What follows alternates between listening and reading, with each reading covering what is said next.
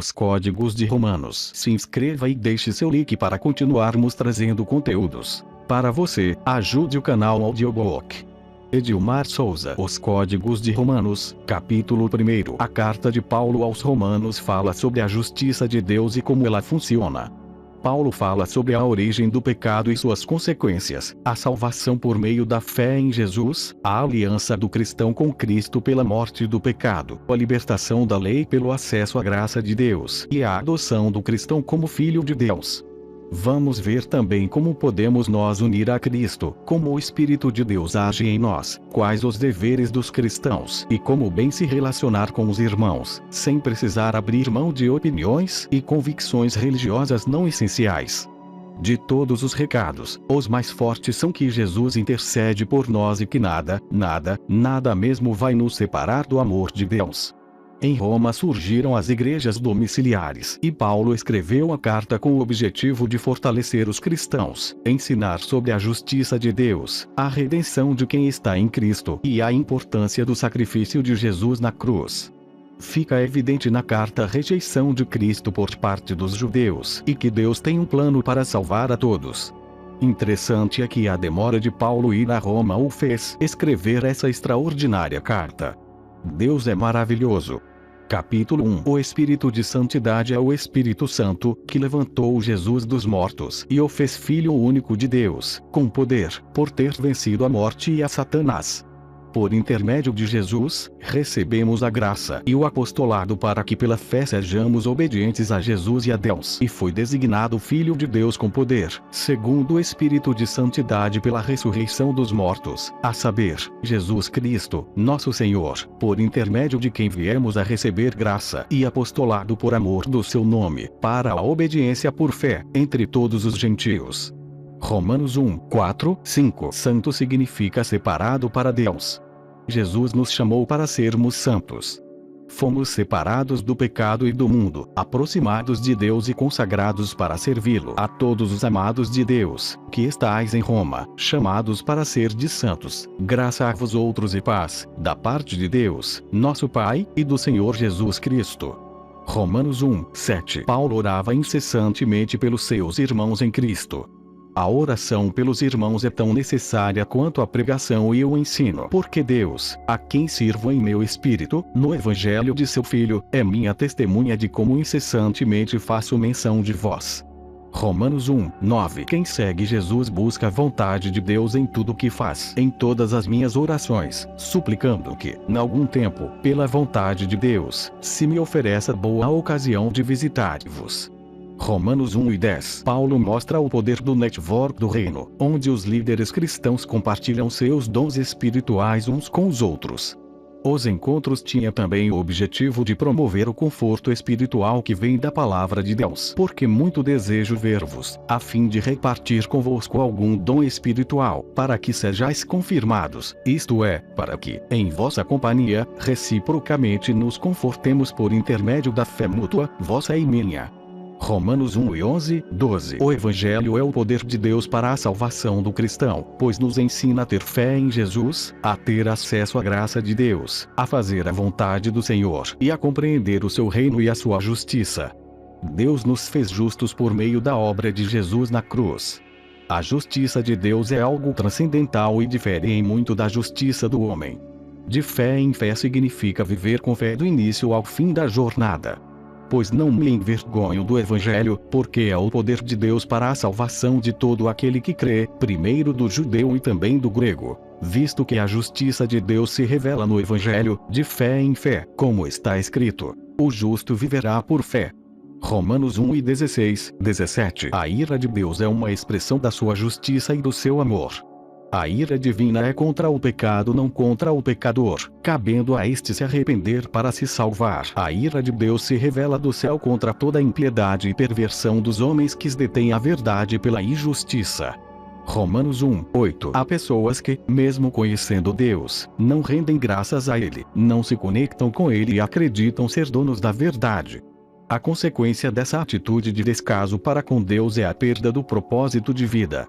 Em Provérbios, capítulo 3, 5, vemos que devemos confiar em Deus de todo o coração e não nos apoiar no nosso próprio entendimento. Porquanto, tendo conhecimento de Deus, não o glorificaram como Deus, nem lhe deram graças. Antes, se tornaram nulos em seus próprios raciocínios, obscurecendo-se-lhes o coração insensato. Romanos 1:21. Algumas pessoas cultuam o Deus antropomórfico, ou seja, aquele criado à imagem e semelhança do homem. Idolatram pessoas e coisas ao invés de adorarem ao Deus eterno, santo e imutável. Quem assim faz, perde o conhecimento do Deus verdadeiro e cai em total desgraça. Só a teu Deus adorarás, disse Jesus. E mudaram a glória do Deus incorruptível em semelhança da imagem de homem incorruptível, bem como de aves, quadrúpedes e répteis.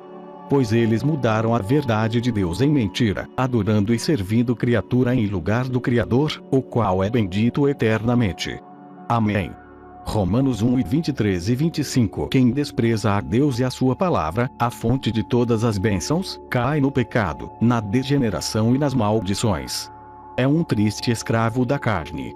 E, por haverem desprezado o conhecimento de Deus, o próprio Deus os entregou a uma disposição mental reprovável, para praticarem coisas inconvenientes. Romanos 1:28. Paulo lista mais de 20 pecados que afastam as pessoas do relacionamento com Deus. Paulo deixa claro que, muito pior do que praticar estes atos de maldade, é incentivar outras pessoas a praticarem tais atos. Quem se diverte olhando outras pessoas pecarem, receberá a mesma condenação divina daqueles que os cometem, cheios de toda a injustiça, malícia, avareza e maldade, possuídos de inveja, homicídio, contenda, dolo e malignidade, sendo difamadores, caluniadores, aborrecidos de Deus, insolentes, soberbos, presunçosos, inventores de males, desobedientes aos pais, insensatos, pérfidos, sem afeição natural e sem misericórdia. Romanos 1:29, 31. Os códigos de Romanos, capítulos do 2º ao 7º. Capítulo 2. Jesus ensinou: não julgueis para que não sejais julgados. Só Deus é justo juiz e tem autoridade para julgar. O homem que julga será julgado na mesma medida em que julgou. Mateus 7:2. Portanto, és indesculpável, ó homem, quando julgas, quem quer que sejas. Porque, no que julgas a outro, a ti mesmo te condenas, pois praticas as próprias coisas que condenas. Romanos 2:1. Todo o bem provém de Deus. É graças à bondade do Senhor que conseguimos a bênção do arrependimento. Jamais despreze a graça do Senhor. Deus é bom e sua misericórdia dura para sempre. Ou desprezas a riqueza da sua bondade, e tolerância, e longanimidade, ignorando que a bondade de Deus é que te conduz ao arrependimento. Romanos 2:4. Quem tem fé em Jesus, persevera no bem e obedece a Deus, recebe dele honra, glória e integridade. Já quem é desobediente às leis de Deus e pratica o mal, o prêmio será enfrentar a ira e a indignação do Deus vivo. A vida eterna aos que, perseverando em fazer o bem, procuram glória, honra e incorruptibilidade. Mas ira e indignação aos faciosos, que desobedecem à verdade e obedecem à injustiça. Romanos 2:7, 8. Deus ama a todos por igual, independente de raça, cor, crença, etnia ou religião, porque para com Deus não há acepção de pessoas. Romanos 2:11. A falência religiosa gerou o ateísmo.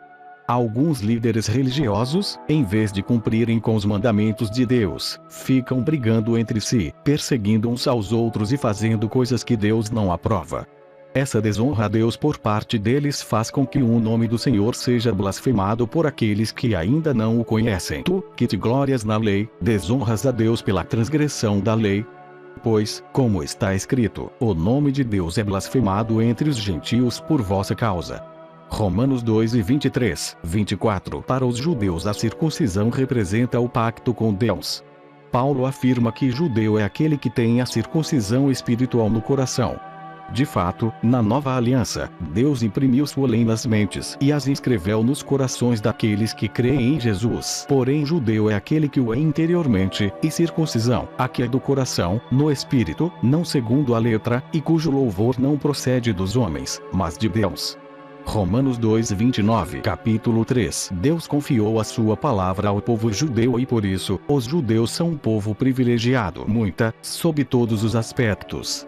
principalmente porque aos judeus foram confiados os oráculos de Deus. Romanos 3, 2 Somos todos pecadores, mas por meio do sacrifício de Jesus recebemos a graça e fomos justificados. Ninguém é melhor do que ninguém. Todos somos necessitados do amor, da graça e da misericórdia de Deus. Que se conclui?